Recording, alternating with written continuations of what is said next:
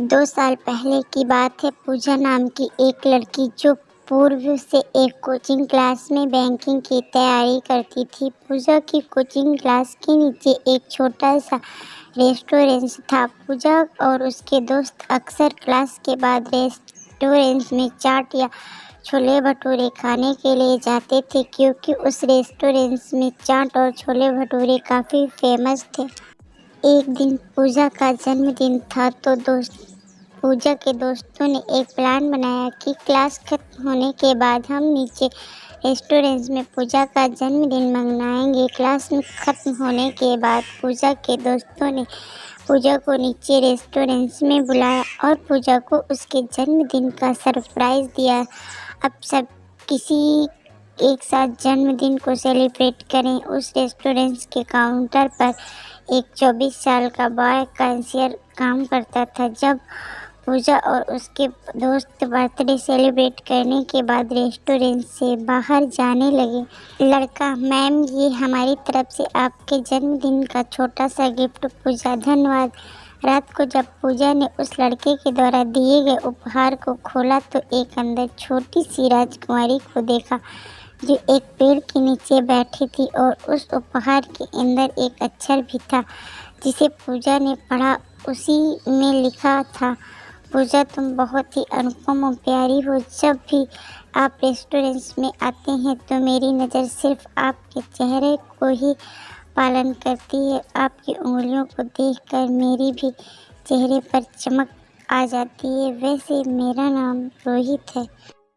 अगले दिन जब पूजा और उसके दोस्त रेस्टोरेंट में काउंटर पर बैठे, रोहित पूजा की तरफ आए, लेकिन पूजा ने अपनी नज़रें झुका ली और अपने दोस्तों से बात करने लगी। जब पूजा भी रेस्टोरेंट आता थी तो रोहित की तरफ एक झलक देखती और फिर उसे इग्नोर करने लगी, और इसी तरह से कुछ निशान गए। रोहित से बात करना चाहता था, लेकिन पूजा की तरफ से कोई जवाब नहीं मिलने के कारण रोहित भी बात करने की हिम्मत नहीं पा रहा था। एक दिन क्लास के बाद पूजा रेस्टोरेंट आती है तो कहा जाता है कि काउंटर पर रोहित की जगह कोई दूसरा लड़का खड़ा था। पूजा सोचती कि शायद रोहित की तबीयत खराब होगी, इसलिए वह आज काम पे नहीं आया। लेकिन देखते ही देखते एक सप्ताह के विश्लेषण, जब पूजा थोड़ी परेशान होने लगती है और काउंटर पे जाके पूछती है कि रोहित नाम का लड़का यहाँ पे काम करता है, वो अब भी कहाँ है? उसने काम छोड़ दिया क्या? काउंटर पे बैठे लड़के पूजा को कहते हैं कि रोहित भैया ने काम नहीं छोड़ा, बल्कि मालिक ने उन्हें बाजार वाले रेस्टोरेंट पे भेज दिया है। अगले दिन पूजा उस बाजार वाले रेस्टोरेंट पर जाती है तो रोहित को देखकर उसके चेहरे पर एक मुस्कान दिखती है। रोहित पूजा को देखकर तुरंत काउंटर से पता चलता है और कहता है, मैम, आप यहाँ पे और आपके दोस्त नहीं आए? पूजा, नहीं, बात ऐसी है कि कुछ काम से मार्केट आई थी और मुझे थोड़ी भूख लगी थी तो मैं यहाँ आ गई। रोहित ने, अच्छा किया मैम, आप बैठो, मैं आपके लिए कुछ लेकर आता हूँ। पूजा, आपका नाम रोहित है ना? हाँ रोहित। पूजा, मैं आपसे कुछ बात करता हूँ कि आप कल मेरी कक्षा के बाद मिल सकते हैं?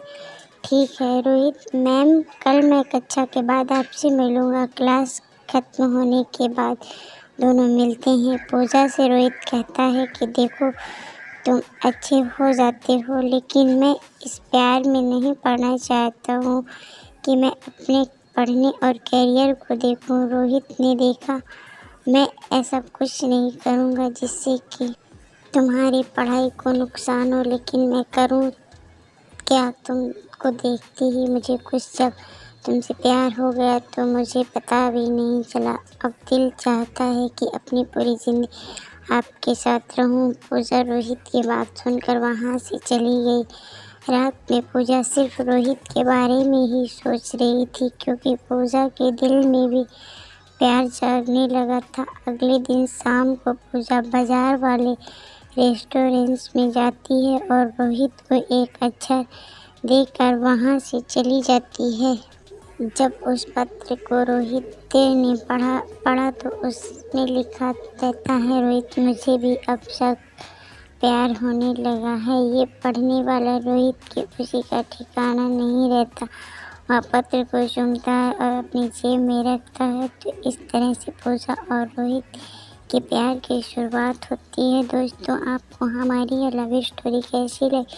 अगर अच्छी लगी हो तो मेरे चैनल को लाइक एंड सब्सक्राइब ज़रूर से करिएगा। Please support me.